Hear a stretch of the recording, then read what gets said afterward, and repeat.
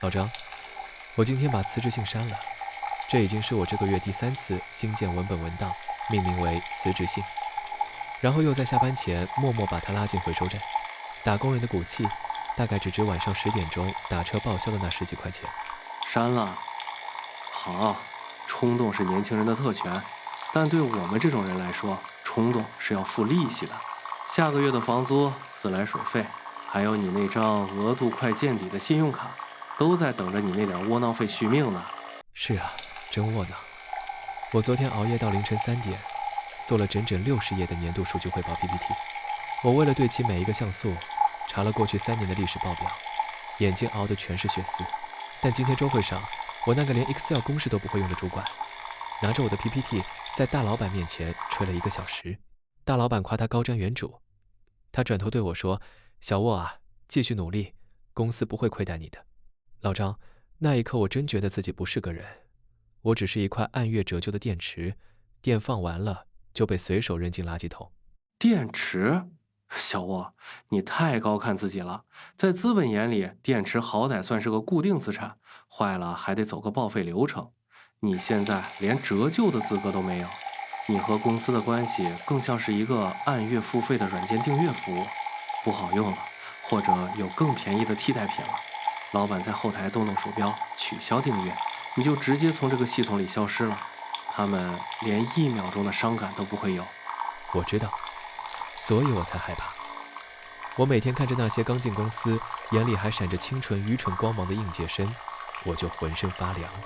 他们比我年轻，比我能熬，拿着比我低1/3的工资，却愿意干比我多1倍的活。为了不被取消订阅，我只能逼着自己去卷。别人8点走，我死撑到10点；别人周末休息，我24小时秒回群消息。我以为只要我跑得够快，老板点向那个开出按钮的鼠标，就追不上我。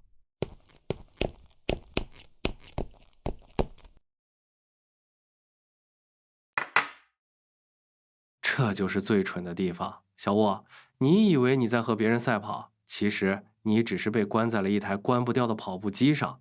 你跑得再快，你脚下的底板还是在往后退。你知道现代职场最成功的制度魔术是什么吗？就是用虚假的目标感去掩盖真实的剥削。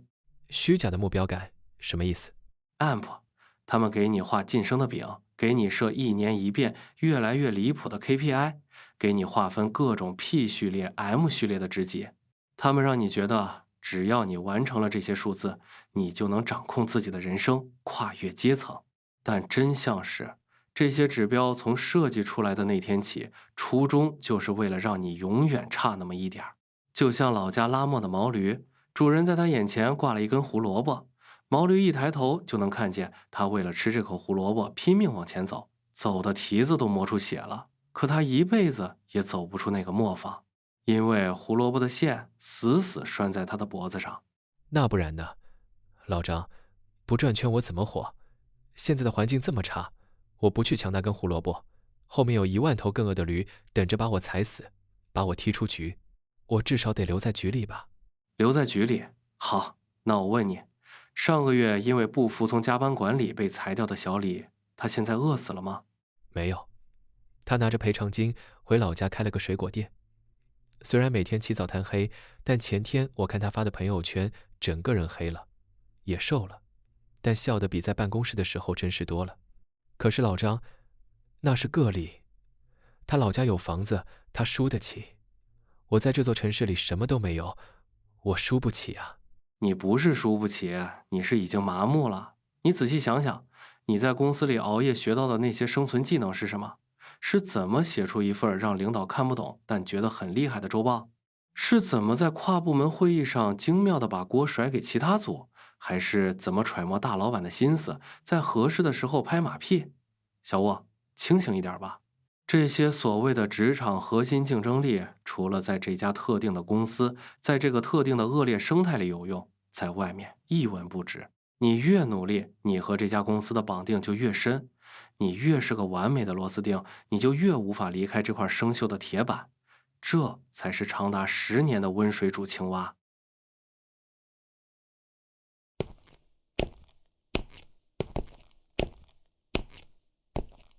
老张，你看一眼窗外，现在是凌晨4点半，连末班地铁都早就停了。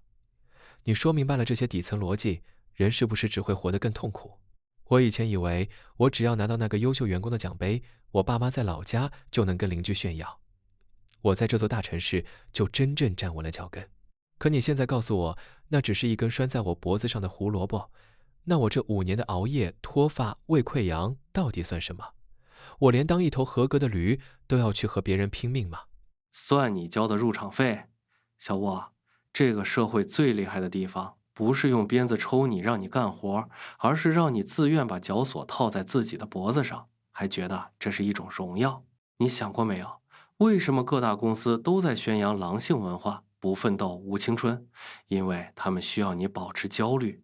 一个背着30年房贷，每天一睁眼就要算计生活费的年轻打工人，是这个世界上最好管理、最听话的资产。你不敢反抗，你不敢拒绝加班，你甚至连生病都要挑周末。你的焦虑就是他们最稳定的生产力。那我能怎么办？每天准时下班，把老板的威信置底，当一个职场混子。老张，部门里上一个准点下班的阿明，上周5直接被 HR 叫进办公室，半个小时后就抱着纸箱子走了，全组人都在看着呢。那一刻，大家连头都不敢抬，只能把键盘敲得更响。阿明被开除不是因为他能力不行，是因为他的不焦虑，让主管感到被冒犯了。这根本不是温水煮青蛙，这是一场杀鸡儆猴的处决。这就是他们要的效果，用开除一个阿明换来剩下9个人心甘不情愿的再加3个月的班，这在心理学上叫系统性恐惧植入。但我问你，阿明走了之后，这家公司真的离不开他吗？同样，你今天晚上熬夜把这个 PPT 赶出来，明天你请假，这家公司会瘫痪吗？不会的。这个庞大的机器少了谁都一样转。你所谓的输不起，其实是被他们剥夺了离开这块铁板的底层自救能力。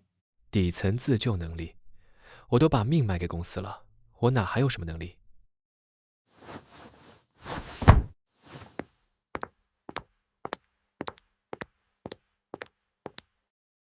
因为你把所有的筹码都压在了一个随时可以把你格式化的平台上。你在公司里学到的汇报技巧、PPT 排版、扯皮话术，这些叫体制内技能。离开这个磨坊，你发现自己连1粒米都磨不出来。他们用高薪和疲惫把你圈养起来，剥夺你所有探索其他生存方式的时间，让你彻底失去在旷野上觅食的本能。等到了35岁，当你这颗螺丝钉生锈了，拧不紧了，他们就会毫不犹豫地把你拧下来，换一颗更便宜、更严丝合缝的新螺丝钉。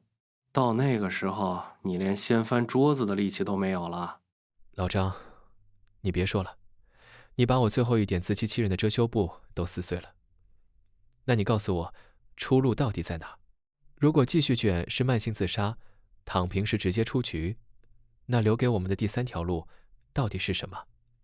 总不能真的去等死吧？小沃，你看天快亮了，你听过羊圈效应吗？当一群羊被关在栅栏里，哪怕栅栏开了一个口子，它们也不会跑出去，因为在他们的认知里，栅栏外面没有草，外面只有狼。他们宁可在栅栏里排队等着被主人宰杀，也不愿意去旷野上冒一次险。你现在就是那只死死盯着栅栏口，却一步也不敢迈出去的羊。因为外面的确有狼啊。老张，现在外面创业的10个有9个破产，找工作的几百个人抢一个岗位，你让我怎么迈出去？我如果放弃了现在这份工作，下个月我就得流落街头，在栅栏里至少每个月还有一笔稳妥的干草，卖出去我连明天吃什么都不知道。稳妥，在这个世界上最大的谎言就是稳妥。你想用你的青春、健康，按的绝对的服从，去向一个随时可能倒闭或者随时可能卸磨杀驴的平台兑换稳妥，这叫把命运的遥控器交到别人手里。小沃，真正的第3条路，不是让你明天就写辞职信去裸辞，更不是让你去盲目创业。第3条路叫做在体制的阴影下建立你的隐形资产。隐形资产？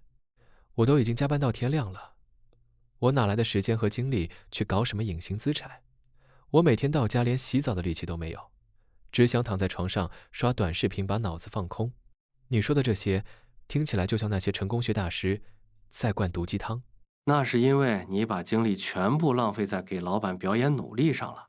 你仔细想想，你每天在办公室里有多少时间是在做真正有价值的事，又有多少时间是在等领导下班，在群里回复收到，在写那些毫无意义的 PPT。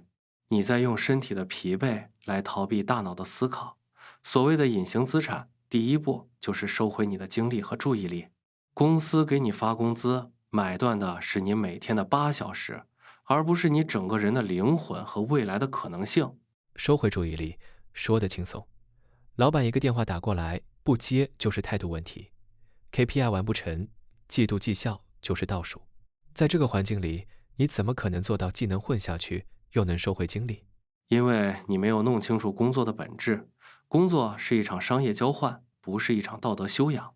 老板要的是结果，你要的是钱。只要你交付的结果达到了及格线，剩下的时间和精力就是属于你自己的。你要学会当一个清醒的演员，在职场上用最少的能量消耗去应付那些虚无的规训，把省下来的精神养分去浇灌你自己的田地。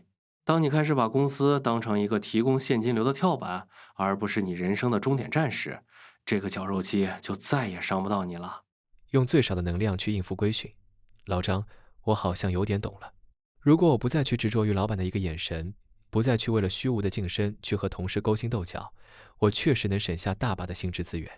可是省下来的这些精力和时间，我到底应该往哪里用？我怎么才能建立起你说的那个离开磨坊也能磨出米的能力？把你的筹码从服务于特定公司的技能升级为直接服务于市场的技能。你在公司里帮主管做 PPT， 这叫服务于公司。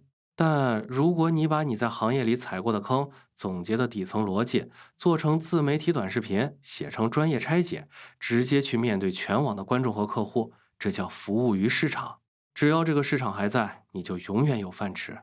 当你在公司之外，哪怕一个月只能赚到1000块钱的市场性收入时，你的心态都会发生翻天覆地的变化。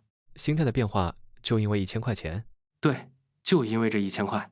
这1000块钱虽然不多，但它代表着一种可能性，代表着你离开了这个磨坊，依然具备在荒野上觅食活下来的本能。